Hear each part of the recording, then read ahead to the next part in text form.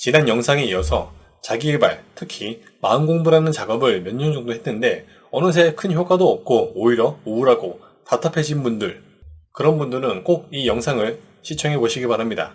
제가 적극적으로 그리고 가장 먼저 추천하는 한 가지 방법이 있습니다. 여러분 안녕하십니까? 작가 이태화입니다. 마음 공부라는 작업을 몇 년 정도 하신 분들에게서 많이 나타나는 패턴입니다. 그동안 배운 게 있죠. 감사얘기도 쓰고 긍정적인 말을 외치는 확언도 하고 눈을 감고 원하는 삶의 모습을 시각화합니다. 그런데 여기서 문제가 발생합니다. 분명히 다들 효과가 있다고 하니까 감사얘기를 쓰고 있지만 지금의 내 마음 상태는 도저히 감사할 상황이 아닙니다. 온갖 부정적인 감정들이 올라오는데 도대체 왜 이러는지 알 수가 없고 뭘 해야 할지 모르게 혼란스럽습니다. 책을 보면 존재하는 것만으로도 감사하라는 좋은 말들이 있습니다. 하지만 감정적으로 와닿진 않아요. 그래도 해야 한다고 하니까 기계적으로 영혼 없는 감사 얘기를 쓰고 있습니다. 긍정 확언을 할 때마다 속에서는 아닌데, 너 지금 부재가 아닌데, 행복하지 않은데, 거짓말인데 라는 무의식적인 외침이 올라옵니다. 시각화를 하지만 눈을 뜨는 순간 그렇지 않은 현실과의 괴리감만 잔뜩 느껴지고요. 이들은 분명히 좋은 도구입니다. 다만 여기서 짚고 넘어갈 중요한 사실이 하나 있습니다. 자기계발이든 마음공부든 의식성장이든 도구에 앞서서 먼저 봐야 하는 건 그 도구를 사용하는 존재입니다. 남들이 효과를 본 좋은 도구가 있더라도 지금의 내 상태와 맞지 않거나 잘못 사용하고 있다면 오히려 부작용만 일어날 수 있습니다. 감사얘기를 쓸 때도 긍정적인 확언을 할 때도 필요한 게 있어요. 자기 내면에서 우러나온 진심 어린 내용과 표현으로 사용해야 합니다. 책이나 전문가가 말하는 아무리 좋은 표현이 있다고 하더라도 자신의 느낌으로 점검해야 합니다. 그때 도구의 진짜 효과가 발휘됩니다. 더불어 이 도구가 어떻게 작동하며 왜 효과가 있는 건지 기본적인 메커니즘에 대한 이해가 필요하고요. 그저 남들이 좋다고 하니 표면적인 방법만 맹목적으로 따라하는 건 그 효과도 반감될 뿐만 아니라 자칫 부작용을 일으키기 쉽습니다. 이와 관련된 내용이 힐링 코드라는 책에서도 나옵니다. 나는 약 2년에 걸쳐 이런 종류의 무엇이든 말하라 식 확언을 실험했다. 사람들을 심박 변이도 검사기에 연결하고 새 차가 곧 생긴다 혹은 내 암이 지금 당장 낫는다와 같은 확언을 하도록 했다. 어떤 결과가 나왔을까? 거의 매번 심박 변이도가 뚝 떨어졌다. 확언을 함으로써 새로운 스트레스가 엄청나게 생긴다는 의미다. 스트레스는 우리가 아는 모든 문제의 원인이라는 걸 기억하라. 나는 2009년 캐나다의 워털루 대학에서 확언을 실험했다는 소식을 듣고 매우 흥분했다. 전 세계적으로 대서특필된 이 연구 결과는 이렇다. 대부분의 사람에게 이런 종류의 확언은 효과가 없을 뿐 아니라 상황을 더 악화시킨다. 그럼 제가 긍정 확언이나 감사 얘기, 시각화보다 먼저 추천해드리는 건 뭘까요? 그건 바로 고백입니다. 좀 더 구체적으로 말씀드리자면 세상을 향한 고백이고 그 고백의 내용은 내 있는 그대로의 모습입니다. 지금 단계에서는 특히 내 찌질한 모습이죠.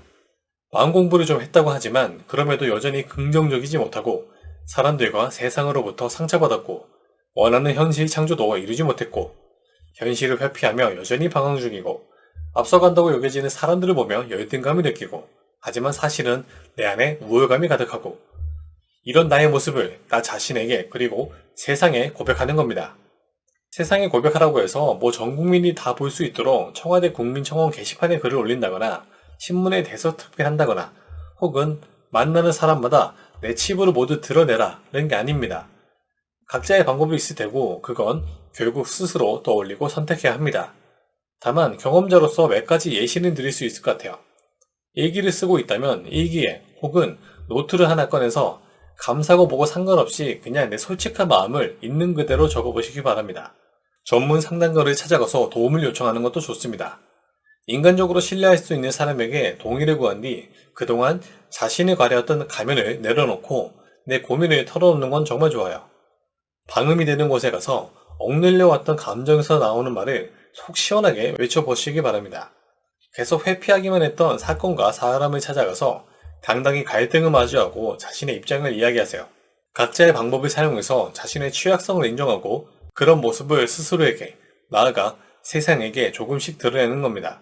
시각화했던 그저 행복하고 건강하고 외모도 출중하고 돈도 많고 능력이 좋은 그런 이상적인 자아는 다 갖다 버리고 그냥 내 찌질한 모습을 하나둘씩 인정하고 드러내는 겁니다. 저 역시 이런 과정들을 거쳤습니다. 개방돼 있는 공원 속 무대에서 고백하며 모르는 사람들로부터 박수를 받기도 했고, 노래방에서 혼자 소리치면서 눈물을 흘리기도 했습니다. 대로변을 파워워킹하면서 나의 진실을 털어놓기도, 사람들에게 그동안 감춰온 속마음을 털어놓기도 했습니다. 인생 선배에게 내 취약성을 드러내며 조언을 구하기도 했고, 상처를 줬던 사람을 대면하고 열등감을 직면하고 내 한계를 인정하며 도움을 요청하기도 했습니다. 그렇게 조금씩 나 그리고 세상에게 스스로를 고백했습니다. 그럴수록 제 답답함과 우울감은 줄어들고 반대로 자유로움은 늘어났습니다. 물론 아직 멀었고 여전히 진행 중이지만 그래도 이 방향이 맞고 효과가 있다는 걸 제 몸과 마음으로 알고 있습니다. 알코올 중독자들의 치료를 위한 자조 모임이 있습니다.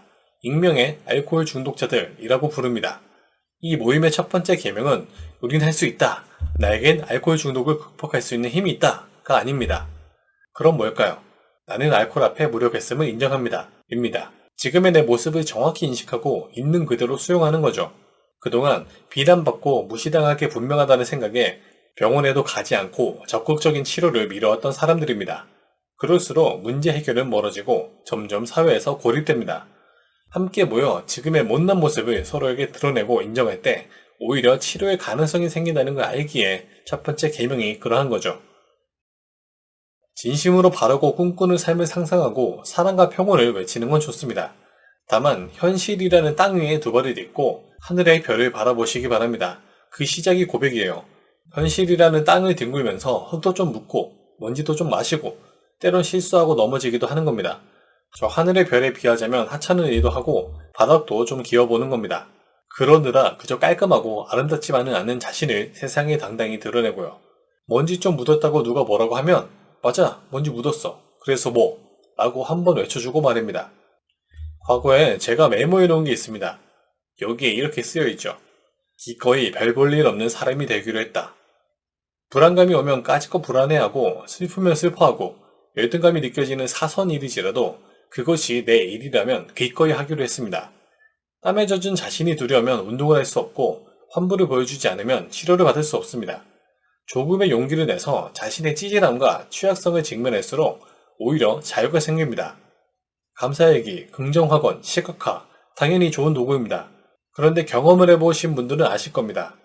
자신이 있는 그대로의 모습들, 그게 설령 부정적이고 찌질한 모습일지라도 당당하게, 시원하게, 솔직하게 고백하신 분들은, 그럼으로써 더 큰 자유를 얻으신 분들은 감사일기를 쓰고 시각화를 하고 긍정적인 확언을 하고 그 외 어떤 도구를 이용할지라도 더 큰 효과를 좀 더 쉽게 얻는다는 겁니다. 내 안에 묵혀놓은 게 많을수록 아름다워 보이는 가면으로 포장한 게 두꺼울수록 오히려 내가 바라는 것들은 더 이루기 어렵습니다. 만약 제가 말씀드린 것들 중에 와닿는 부분이 있다면 일단 자신과 내 삶을 위해서 할 수 있는 작은 일들을 한번 떠올려 보세요. 그리고 이 하나씩 도전해 보시기 바랍니다. 거대한 공상을 잠시 내려두고 지금의 내 모습에서 시작해 보시면 됩니다. 여전히 부정적인 감정이나 혼란과 마주할 수도 있어요. 하지만 이 역시 솔직하고 당당하게 고백하면서 차근차근 나아가시기 바랍니다. 대신 내가 지금 이 과정을 통해서 경험을 쌓고 있고 점점 더 성장하고 있음을 인지하시기 바랍니다. 비록 시간이 걸릴지언정 지금의 답답하고 한계에 부딪힌 이 상황이 결코 영원하지 않을 겁니다.